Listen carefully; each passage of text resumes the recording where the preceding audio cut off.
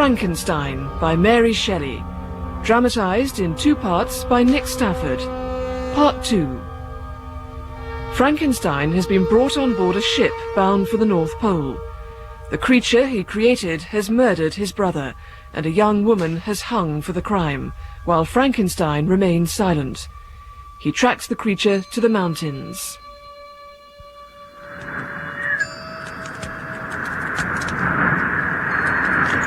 See, I lit a fire for you. Sit, warm yourself. Now, listen. Yes. It is with considerable difficulty that I remember the original era of my being. And it was a long time before I learned to distinguish between the operations of my senses. In the forest near Ingolstadt, I lay by the side of a brook until, tormented by hunger and thirst, I learnt to slake my thirst from the brook and ate some berries that were lying on the ground. Before I had quitted your apartment, I had covered myself with some clothes, but these did not fit. I was a poor, helpless, miserable wretch. I knew nothing. Soon, a gentle light stole over the heavens and gave me a sensation of pleasure. I struck off through the wood toward the rising sun, at length discovering open country. In the distance, I perceived a small hut, a sight new to me.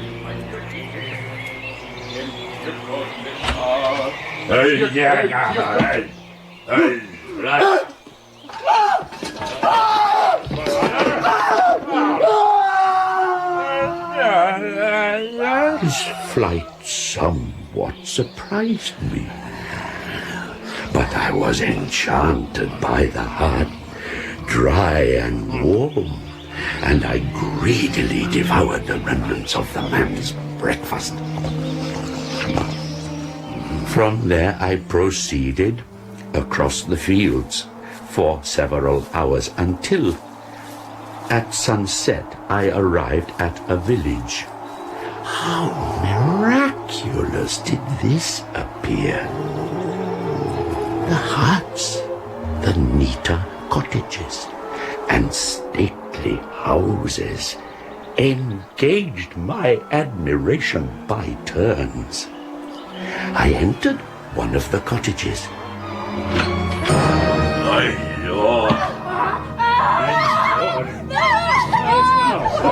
What's happening?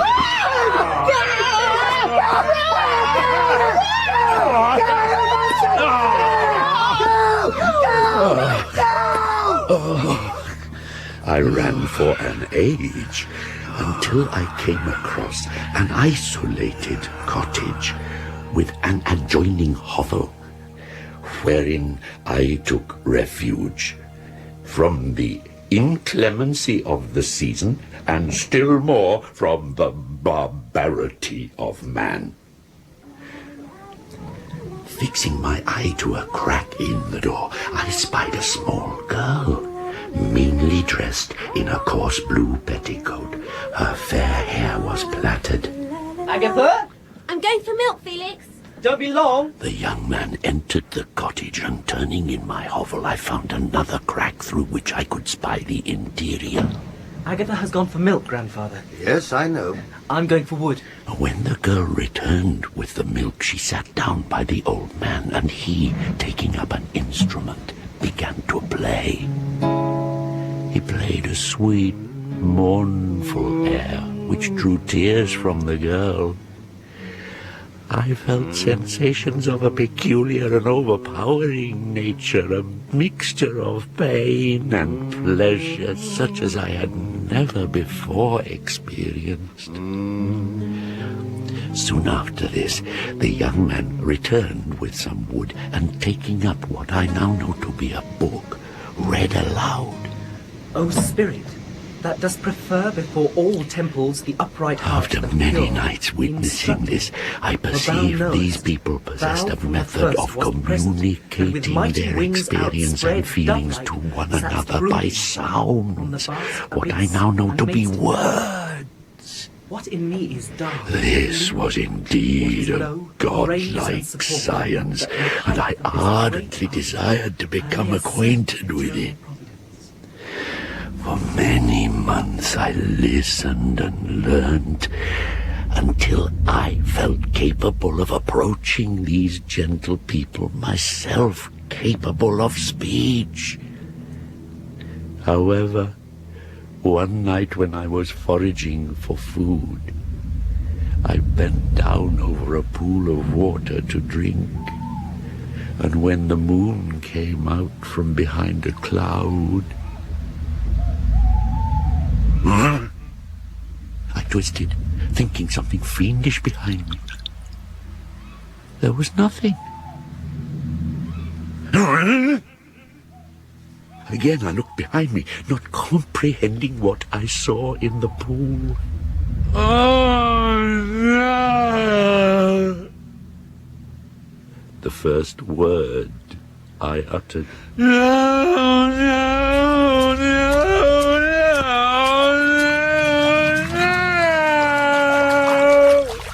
For the first time I realized I was a monster. What was I? Why was I different from all the people I had seen? I had no idea until I was able to decipher these papers. My journal. Accursed creator! Why did you form a monster so hideous that even you turned from me in disgust? Still, there was one man who might not turn from me. The old man next door was blind.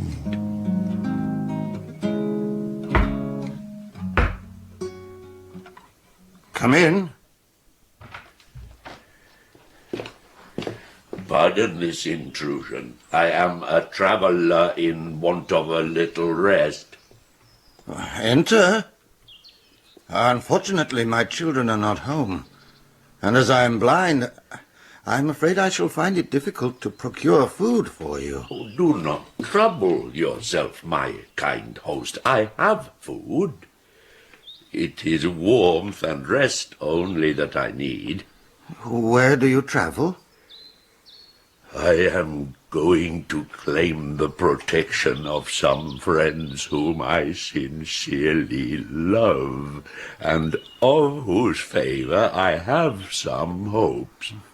I wish you luck. These amiable people to whom I go have never seen me, and know little of me. I am full of fears, for if I fail there, I am an outcast in the world forever. To be friendless is indeed to be unfortunate, but the hearts of men, when unprejudiced by any obvious self-interest, are full of charity. They are kind, but where they ought to see a feeling and kind friend, they may behold only a detestable monster. Where do your friends reside? Near this spot. I cannot judge your countenance, but there is something in your words which persuades me that you are sincere. From your lips first have I heard the voice of kindness directed towards me. Oh, come now. My grandchildren return. You and your family are the friends of whom I speak. Great God! Who are you? Leave him! I beg you. Oh, Felix!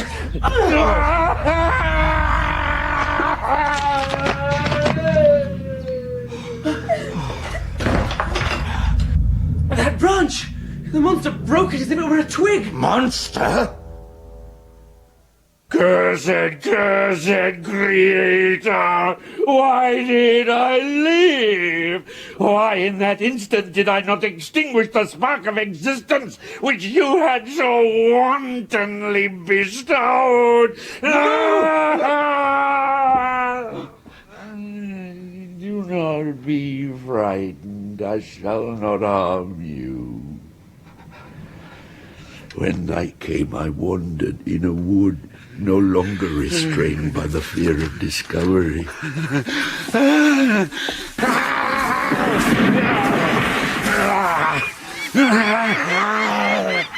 I beheld in me. Listen, mankind!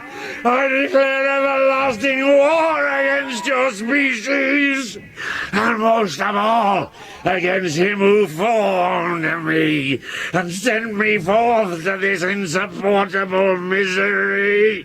Frankenstein! I will spread havoc! I learned from the papers in my pocket that Geneva was your native town, and towards this place I resolved to proceed. I felt emotions of gentleness and pleasure revive within me. I'm coming to find you! She ran close to the river. Where are you? Where are you? Hold on! I have you.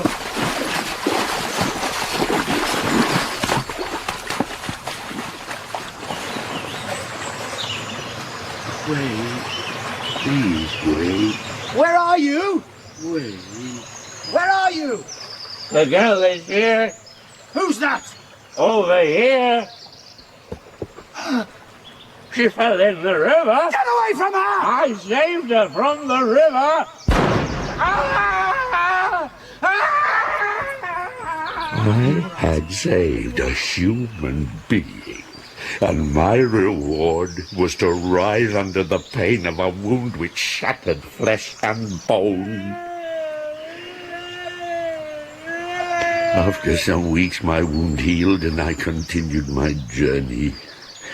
It was evening when I arrived at Geneva, and I retired to a hiding place in a thicket in a field, slept, and was awoken by the approach of another child.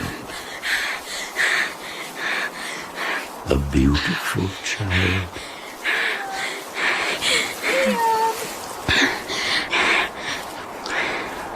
An idea seized me that this little creature might be unprejudiced and had lived too short a time to imbibe the horror of deformity. If I could educate him as my friend, I should not be so desolate.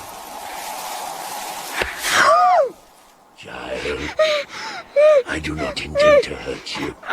Monster! Ugly wretch! Let me go! You wish to eat me! Or tear me to pieces! Listen to me. Put me down, or I will tell my papa! You must come with me. Hideous monster! My father will punish you! He is powerful. He is Monsieur Frankenstein. Frankenstein? Yes, Frankenstein. See, the name frightens you. Tell me, has your father lived in Ingolstadt? No, that is my elder brother, Victor. He will punish you as...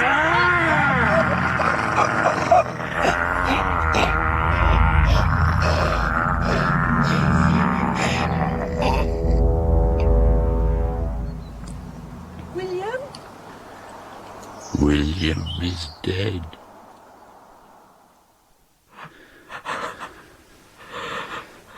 And the locket. locket? Around his neck. Oh, that. You took it from his neck and secreted it with Justine, thus incriminating. Justine? Was that her name? Yes, Justine, our beloved adopted sister. I did not know her name or her origins. You did not? She did hang for it. Yes. 2 of your family. 2 of my family, if truth be told. Your family? If I have a name, it can only be Frankenstein. You are my father.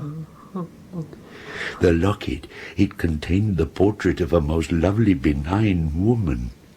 Another Frankenstein? My mother. She would not have looked so benignly upon me, or you, had she known what you have done. Leaving the body of William, I took the locket, entered a barn which appeared to be empty. But a young woman slept there, named Justine, it would seem. Not so beautiful as your mother, but smiling in her sleep. Here, I thought, is one of those joy-imparting smiles bestowed on all but me. I bent over her sleeping form. Awake, fairest, thy lover is near. He who would give his life but to obtain one look of affection from thine eyes. Oh, my beloved, awake. A fiendish thought stirred within me. She shall suffer. I murdered because I am forever robbed of all that she could give me. She shall atone. I bent over and slipped the locket into a pocket of her dress. I held my breath, then fled.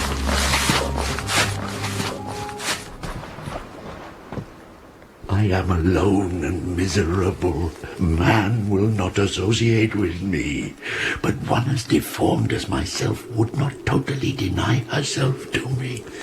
You must create for me a female. I refuse. Shall I create another like yourself, whose joint wickedness might desolate the world? If any being felt emotions of benevolence towards me, I should return them 100-fold. What I ask of you is reasonable. A creature of another sex, but as hideous as myself. Oh, my Creator, make me happy. Mr. Walton, Yes? do I disgust you? No. No. Please proceed. The creature moved me. I felt there was some justice in his argument. Yes. Yes. I think there was. His tale and the feelings he expressed proved him to be a creature of fine sensations, and did not I, as his maker, owe him the portion of happiness that it was in my power to bestow? If you consent, neither you nor any other human being shall see us again. We will go to the vast wilds of South America. We shall make our bed of dried leaves. The sun shall shine on us as on man.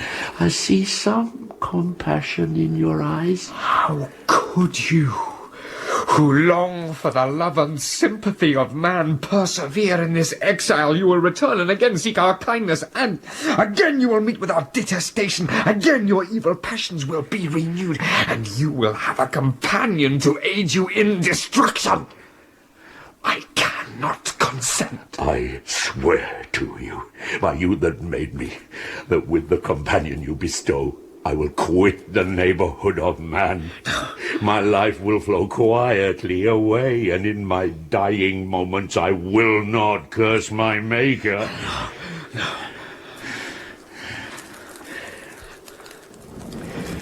Mr. Walton, I felt a need to console him. But when I looked upon him, when I saw the filthy mass that moved and talked, my heart sickened. I cannot truly imagine how he might appear. I had meant him to be beautiful. My vices are the children of a forced solitude that I abhor, and my virtues will arise when I live in communion with an equal. Very well, I consent to your demand. On the solemn oath to quit Europe forever, and every other place in the neighborhood of man. I swear by the sun and by the blue sky of heaven and by the fire of love that burns in my heart, that if you grant my prayer, you will never behold me again. But remember, I shall watch your progress with unutterable anxiety, and fear not but that when she is ready, I shall appear again.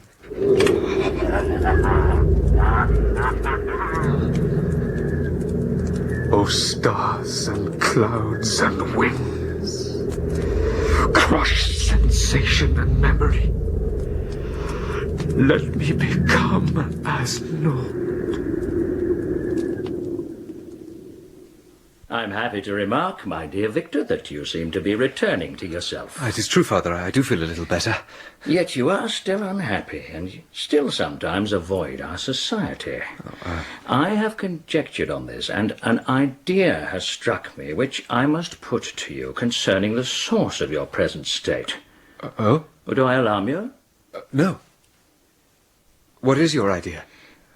I confess I've always looked forward to your marriage with Elizabeth as the stay of my declining years. But now I wondered if you perhaps regard her as your sister, without any wish that she may become your wife. Oh. You may have met with another whom you love, and considering yourself bound in honour to Elizabeth, this struggle may occasion the poignant misery which you appear to feel. No, Father, be assured I love Elizabeth dearly. There is no other. Can I ask you, do you object to an immediate marriage? I have no objection, save a desire to visit England. England? In order our marriage to commence with no hindrances, that I should be restored entirely, I should make such a journey. Elizabeth, it is settled. Father? Victor will journey to England, and on his return you shall be married. Do you sincerely wish that, Victor? Elizabeth, I'm sorry for having been so distracted. Our union is my sincerest desire. I only make this journey that I may be fully restored. And Henry? Why not ask him to accompany you, huh? Then we shall know you are safe. You shall write to Henry. Ask him to meet you in Strasbourg, from whence you may sail down the Rhine. And whilst you're away, Elizabeth and myself shall make preparations. Please, Victor, hasten your return.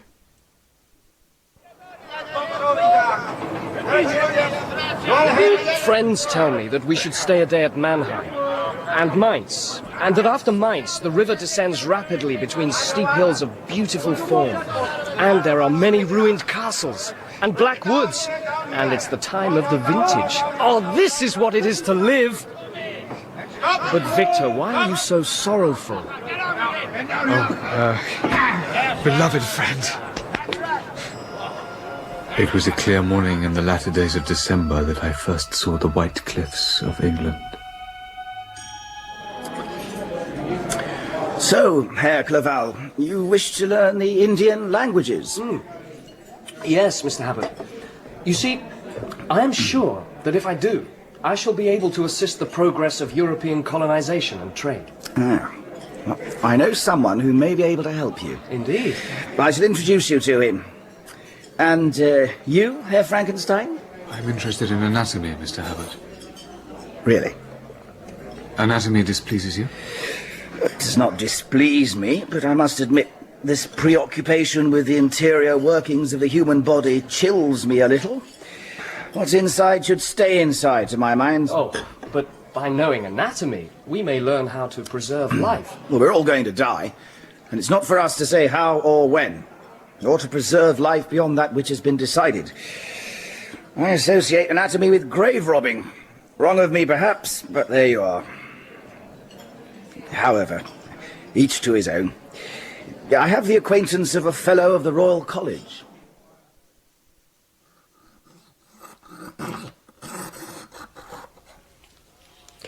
Now, the brain being exposed, could you revolve the cadaver so everyone can see? Yes. As you can all see, the brain itself is of a grey colour, with thin pink veins running through. Has everyone seen it in place? Yes. Good. Now,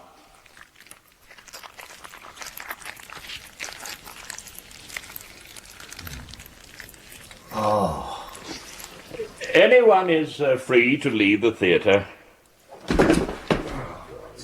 Would someone be so kind as to remove and resuscitate him? Yes, thank you. Now, one of my assistants will place the brain in a dish and carry it around for closer inspection.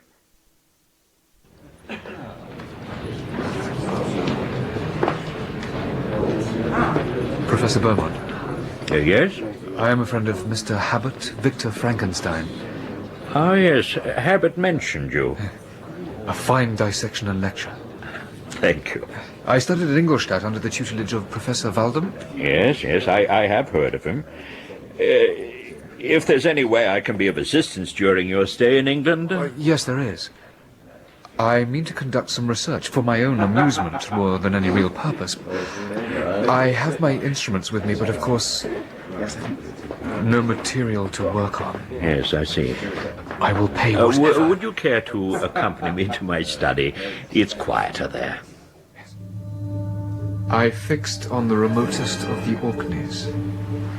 Hardly more than a rock whose high sides were continually beaten upon by the waves. It was a filthy process in which I was engaged. 3 years before, I was intent upon creating beauty, and had created a fiend whose unparalleled barbarity had desolated my heart. Who's there? Frankenstein, you are nearly finished. A ghastly grin wrinkled his lips as he gazed on me. Oh, bounteous Creator, I fall on my knees before you as a grateful son to a benevolent father. See how beautiful she will be. I shall love her, and she shall love me, and we shall be happy. I thought of how this happiness could be the end of mankind. Sickened, I took hold of his as yet lifeless mate.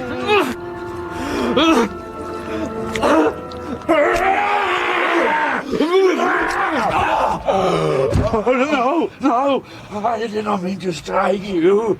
Put her back together, please. I love her. Please. You have destroyed her. Begone. You break your promise. I will never create You another like destroy yourself. my hopes. You had sworn to quit the neighborhood of man, but she had not. She might have hated you. She might have turned to the superior beauty of man. You would then have been again alone. She would not. You think she was beautiful? I should kill you.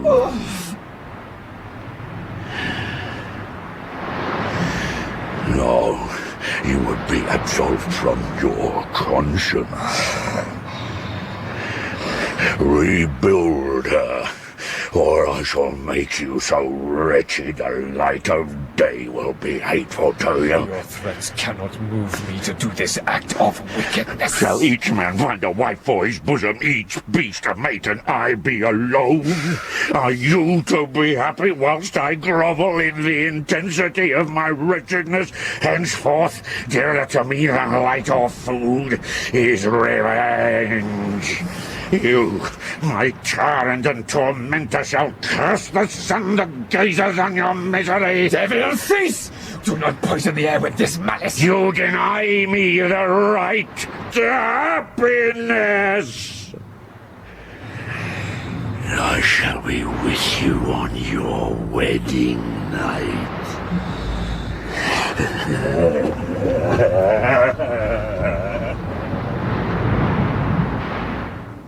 That then is the period fixed for the fulfillment of my destiny. In that hour, I shall die. The remains of the female creature lay scattered on the floor. I almost felt as if I had mangled the flesh of a human being. I placed it all in a basket with a quantity of stones. A small boat, you say? Just for this evening. It's 10 o'clock. Late to go for a sail. I'll pay. The tricky waters. You know how to sail? I grew up by Lake Geneva. Ah, well, this is the Atlantic. Can you procure me a boat or not? I think I can get you a skiff.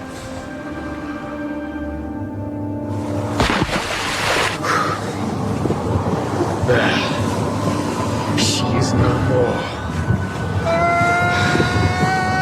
Darken skies. Blow wind. Rise waves. The sea will be my grave. Fiend! I shall cheat you and die here!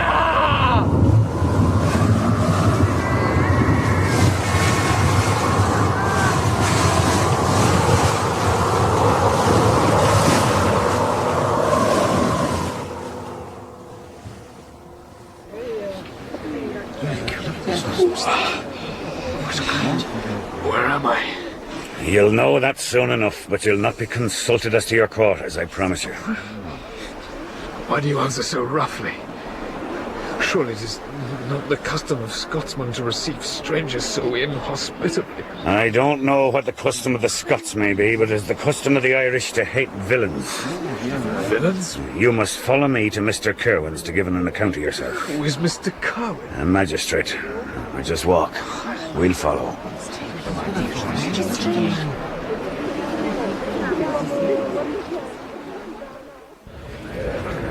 What is your name? Frankenstein. Victor Frankenstein. And where do you hail from, Mr. Frankenstein? Geneva, Switzerland. You didn't sail from there. I have been in the Scottish Orkneys. A storm blew me... Who appears as witnesses? I was there. Joseph O'Connor, let us hear your deposition. Your Honour, sir, last night I was out fishing with my son Seamus and my son-in-law Daniel Nugent when, about 10 o'clock, we observed a strong northerly rising, so we put in for port. It was very dark as the moon had not yet risen. We landed at the creek about 2 miles down the coast. I walked ahead, carrying tackle, while the other two followed with the catch. In the dark, I tripped over something and fell to the sand. It was the body of a man. We first thought it was a poor wretch who had been drowned and cast ashore there, but on examination we found the body to be dry and warm. We carried him to the nearest cottage, old Mrs. Flaherty's, where we endeavoured to revive him. He was a handsome young man. There were finger marks around his neck. See, the stranger trembles. Silence! Silence! Thank you, Joseph. Seamus O'Connor, is that a true account of the events? It is, sir. Have you anything to add? No, sir. But the third member of our party, Daniel Nugent, has. Daniel Nugent, step forward. Sir, just before Joseph fell over the body, despite there being no moon, I swear that by the light of the stars I saw a boat, a single man on it, a short distance from the shore. Sir, the boat strikes me as being the same as this stranger arrived in. And I saw him. Who's that? Mary Morrissey, Your Honour. All right, step forward. I live near that beach and was standing at the door of my cottage about the time when I saw a boat, like the stranger's, push off from the spot near where the body was found. Yeah, look now, the sweat pouring from the stranger. All right, right. All right, then lead the way,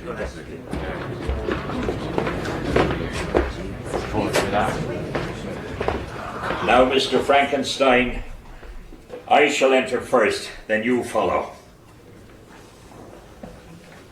All right, come in, please. You ready? Yes. Then I shall remove the sheet.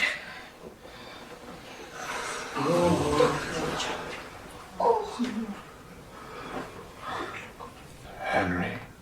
What did he say? Henry? He said Henry. He's thrown himself in the corpse. Have my murderous machinations deprived you all so of life? Is this gentle being lost forever? Take him away. My friend! Get him off the corpse! Henry! Ah, that's enough of that, Get him off!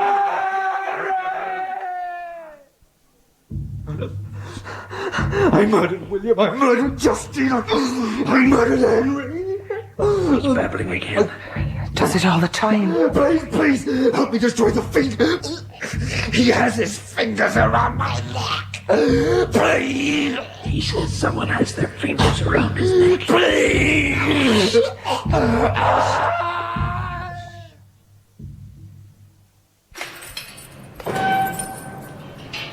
Back with us, Mr. Frankenstein?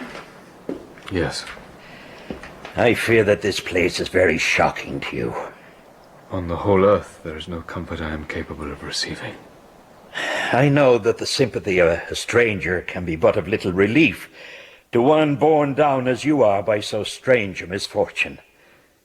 But you will, I hope, soon quit this melancholy abode, for I believe evidence will be forthcoming to free you from the charges. I think you were thrown by some accident on this shore, seized immediately and charged with murder, shown your friend whose body had been placed across your path. How do you know this? In the 2 months since your arrival, I have conducted an investigation. It seems you were in the Orkneys at the time of the murder. Obviously, you knew the victim, and I can only surmise the rest in order to make some sense of it. I do not believe it was an accident. Some fiend sought to harm you. Now, have you any idea as to his identity? I cannot think who might devise and be capable of committing such an act. Nor I. However, there is someone to see you. You carried some papers, letters. I wrote to your father. My father? He waits outside. Here? I shall send him in to you. Victor? Father. Oh, my son!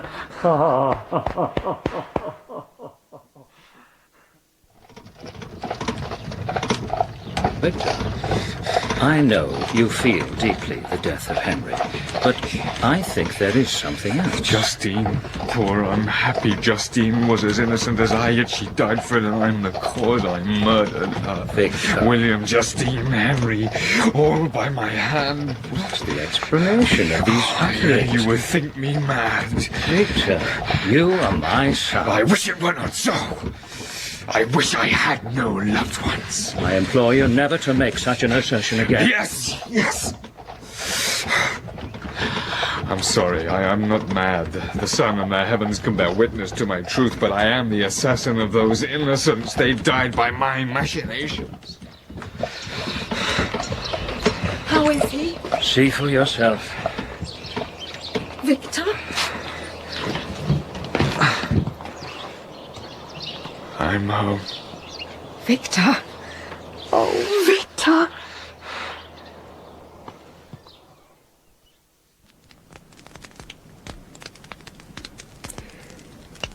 We have sat here for hours and you have neither spoken nor moved. I'm happy to be home. You are thin, Victor, and still a little feverish. You are also thinner. There is something gone from you, Victor. A spark. So much has happened. Too many miseries. Are we to live the rest of our lives like this? You are my only chance of happiness. Yet I have one secret. A dreadful one. What? A secret which, when revealed to you the day after our marriage, will have you wondering that I survive what I have endured. Is that a proposal? A clumsy one. Yes. I will marry you. I shall be with you on your wedding night. Take care! How's it, Butterfly? You look lovely! Take care! Bye-bye! Goodbye, son and daughter! Goodbye!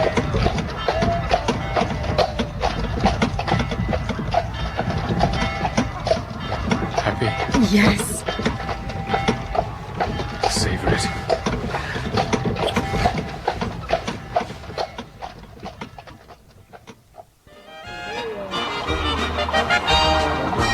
Signor Frankenstein and your wife, we received your reservation. The bridal suite is prepared. Thank you.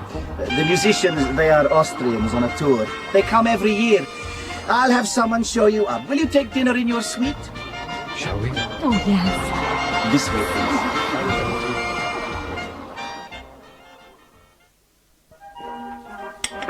Victor, why have you taken to carrying a pistol? From experience, I believe it may be necessary. Nothing will harm us here. Let me be the judge of that. Why so agitated? What is it you fear? I shall take a turn before settling. Shall I accompany you? No, I mean no. How long shall you be gone?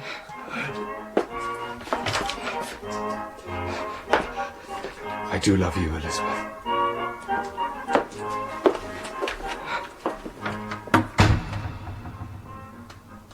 I do not want you to see me die.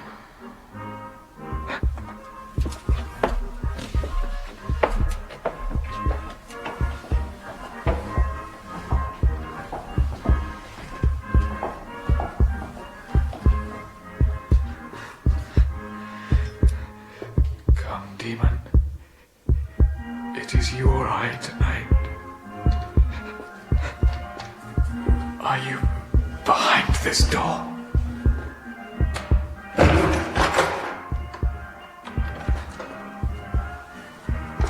No.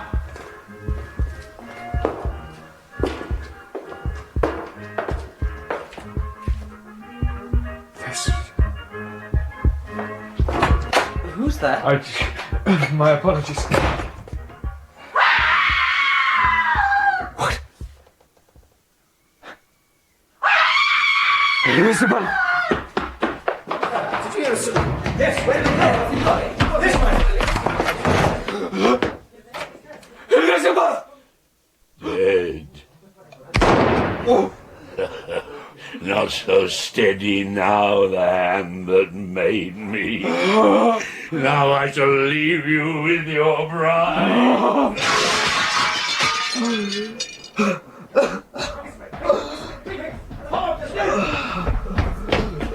Signor Frankenstein. It should have been me. Oh my God. Who did this? The demon leapt through the window. Arm yourselves! Quick! He'll be broken on the ground underneath. He will not. But it is 50 feet to the ground. Where are you going? I have to see my father. I will pay. Whatever it takes.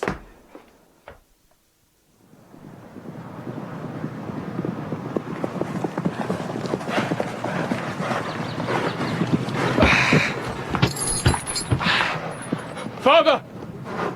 Father! Who's there? Father, you are safe! What are you talking about? Where is Elizabeth? Victor? Where is Elizabeth? Father, Elizabeth is murdered. My heart will break! No! No, no, no, no! And break it did. He died in my arms. And what became of me? Chains and darkness pressed upon me. Indeed, I was called mad, and for many months a solitary cell was my habitation. On release, I opted for revenge. I found myself at the cemetery where William, Elizabeth, and my father lay. They are dead and I live. Their murderer also lives. By the sacred earth on which I kneel, I swear, and by thee, O night, and the spirits that preside over thee, to pursue the demon until he or I shall perish in mortal combat. Let the cursed and hellish monster drink deep of agony. Frankenstein, come then, pursue me. At last you desire me. Come, I flee and you follow. The tables are turned. Frankenstein, I'm over here. Where? Come over here! Stay! Damn you! We are both damned. I pursued him, and for many months this has been my task. Amidst the wilds of Tartary and Russia I have ever followed his track. Cold, want, and fatigue were the least pains I was destined to endure, carrying within me my internal hell. Sometimes, when overcome by hunger, a repast was prepared for me in the desert. You think he left it for you? Yes. And sometimes he left marks on trees. Messages.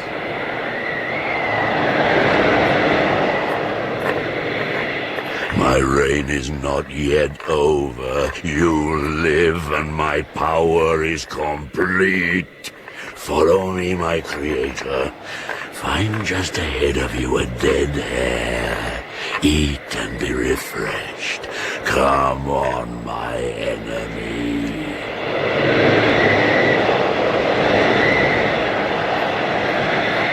Your toils only begin. Wrap yourself in furs and provide food, for we shall soon enter upon a journey where your sufferings will satisfy my everlasting hatred. I call upon heaven to support me! Frankenstein! Do not give up! The ice cracked. I was adrift. One by one my dogs died and were eaten. I was about to expire when I saw your vessel.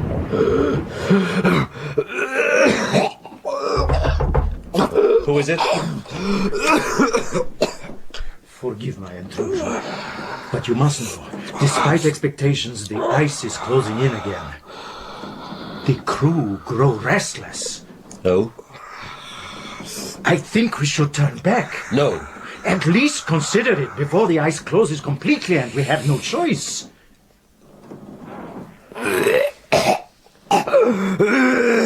Thank you, Captain. I'll come up. Now.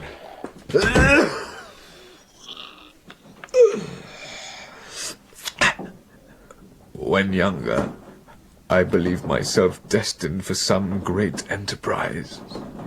But all my speculations and hopes are nothing.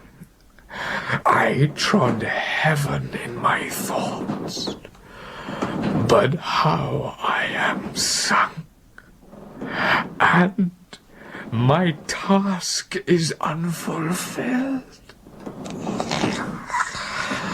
Please, after I die, if he appear, swear that he shall not live. Thrust your sword into his heart. I will hover near and direct the steel aright. I shall do I know you have been writing this down. Tell it truly. Please. How did you make the creature? Are you mad?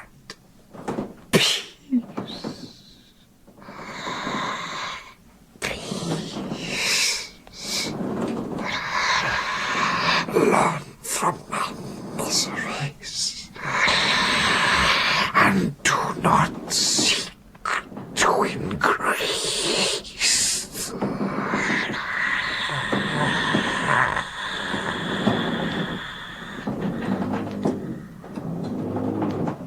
September the 15th. I go up on deck to collect my thoughts. Privately, I have decided to acquiesce to the crew and captain. I have lost my friend, and all my hopes of utility and glory. Mr. Walton, see the ice forward. And it truly closes in aft. As you may see for yourself. Frankenstein is dead.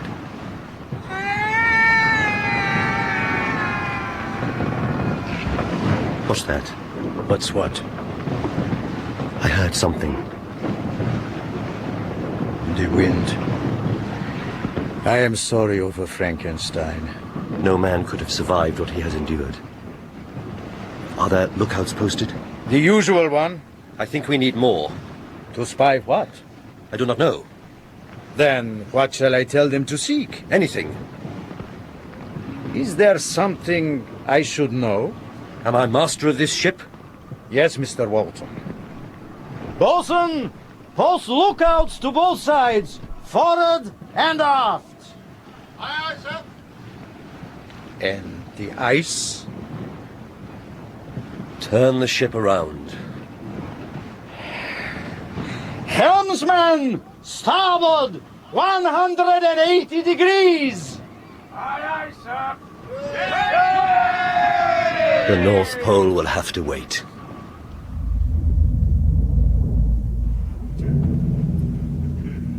Is the demon here? Demon? Man, do not harm me. I will not harm you if you do not harm me. I could tear you limb from limb before you ran me through, even before you could cry out. See? I am here to weep and mourn. And if you make a movement or a noise, I shall kill you. Understand? Yes. He told you of me? The whole story. He called me demon. Amongst other things. And do you feel no pity for me? No, you abhor me, but not as I abhor myself. I shall quit your vessel and seek the most northern extremity of the globe. I shall die. I shall no longer feel the agonies which now consume me. Death is my only consolation. Oh, Father, once I falsely hoped to meet with beings who would love me. I was nourished with high hopes. But now crime has degraded me beneath the meanest animal. No guilt, no misery can be found equal to mine. I have murdered the lovely and the helpless. I have strangled the innocent. I shall build a funeral pyre and exult in the agony of the flames. The light of the conflagration shall fade away. The ashes shall be swept into the sea by the wind, and my spirit will sleep in peace. Or if it survives, it will not surely survive that. Farewell, Frankenstein. Farewell, my creator.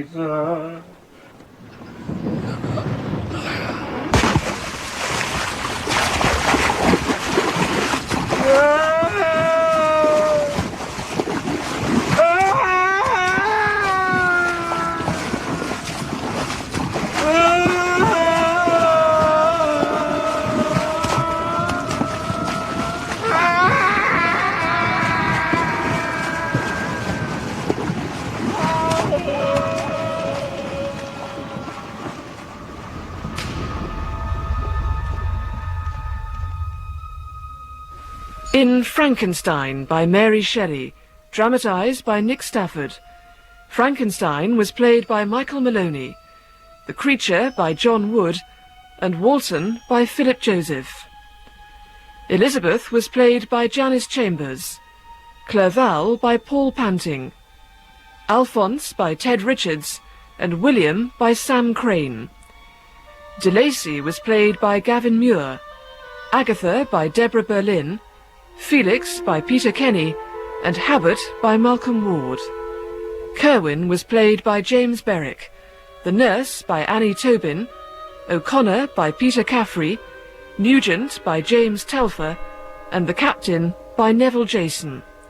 The director was Claire Grove.